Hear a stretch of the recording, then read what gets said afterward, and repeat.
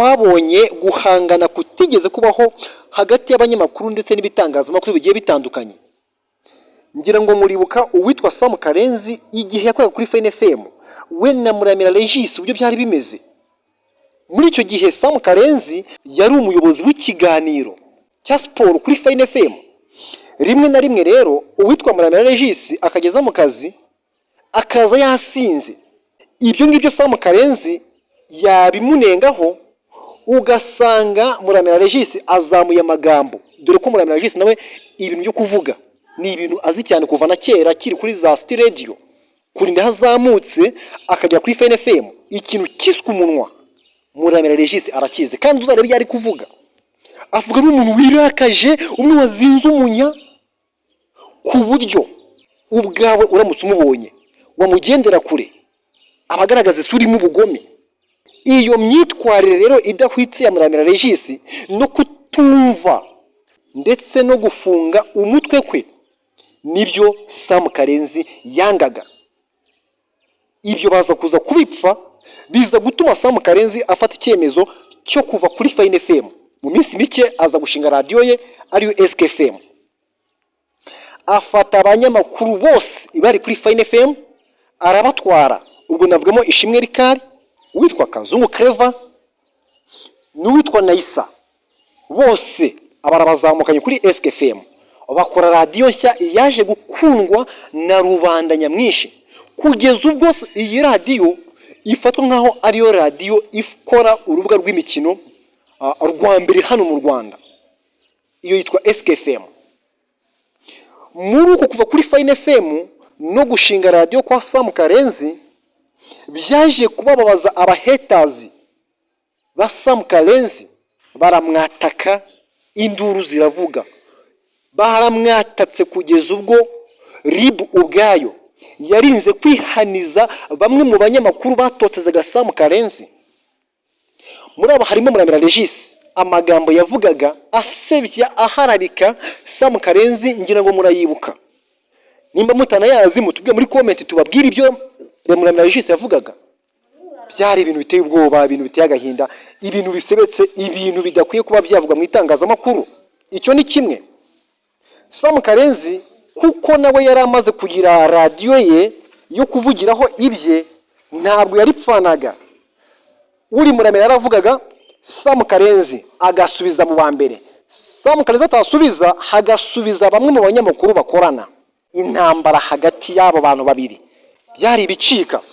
Ariko tugira amahirwe uko iminsi yagendaga yicuma, nuko izo ntambara zagendaga zicogora. Uwitwa Muramira Regis ntabwo yigeze akangwa na warning yari yabahaye.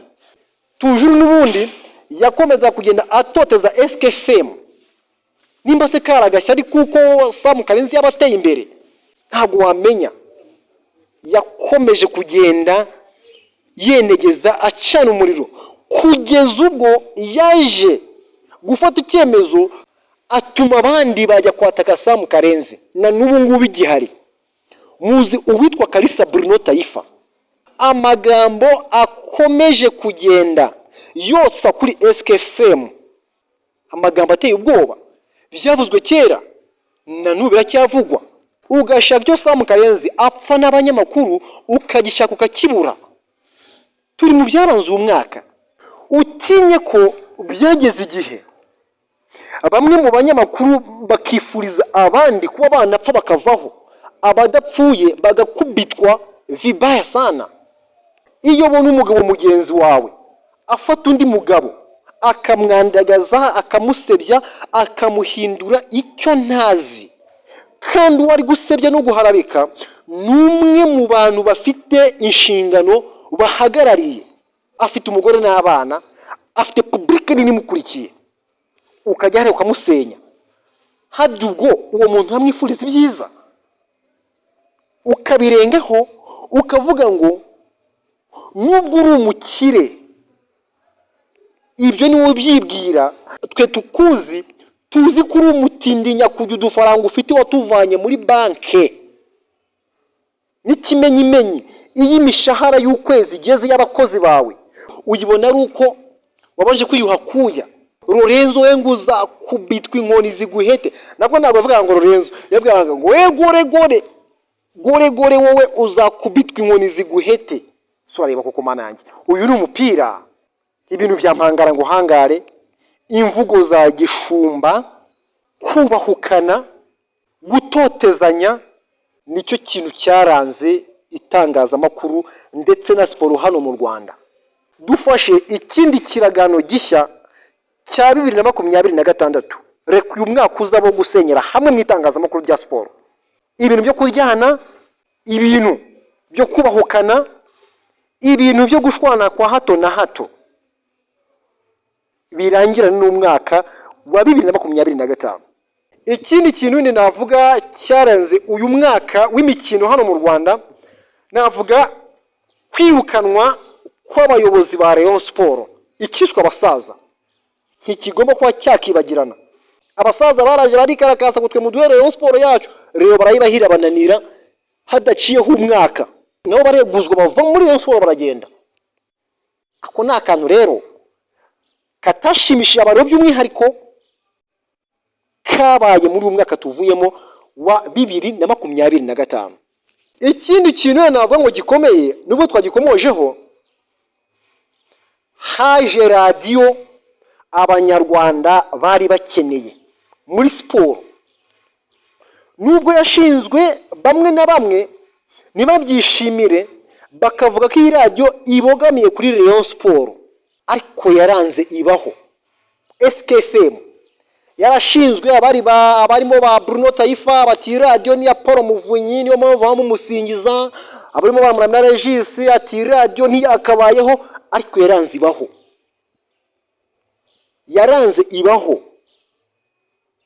Gusa ibingibi byo kuba bamwe barwanya abandi ntabwo byambabaza, kuko n'ubundi umuntu arwanya uwo abona amurusha gatege. Ubu wafata umwana w'ubuhinja ukajya gukirana nawe, ntabwo wamukiranye kuko wamuvuna imbavu.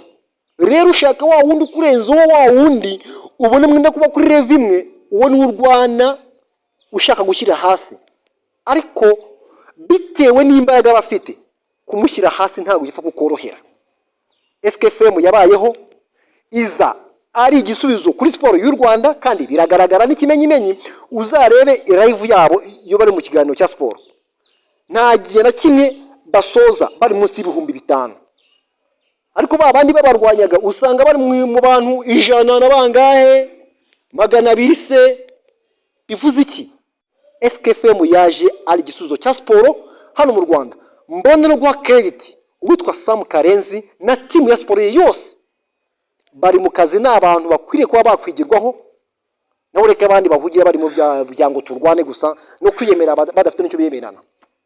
So rero reka ngiye ncumikira aha ngaha, ariko niba ubona hari ikindi twasimbutse cyaranze uyu mwaka muri siporo y'u Rwanda, wakitubwira muri comment kugira ngo koko twumve nimba koko icyo kintu cyaba gifite ishingiro. So mwakoze kudukurikira. Iyi yari Inyenyeri TV Rwanda, naho ngiye umva kuri mikoro nditwa Clever Regis Peterson. Ciao hasta la vista. Muzajye ubaka mushya muhire wa 2026.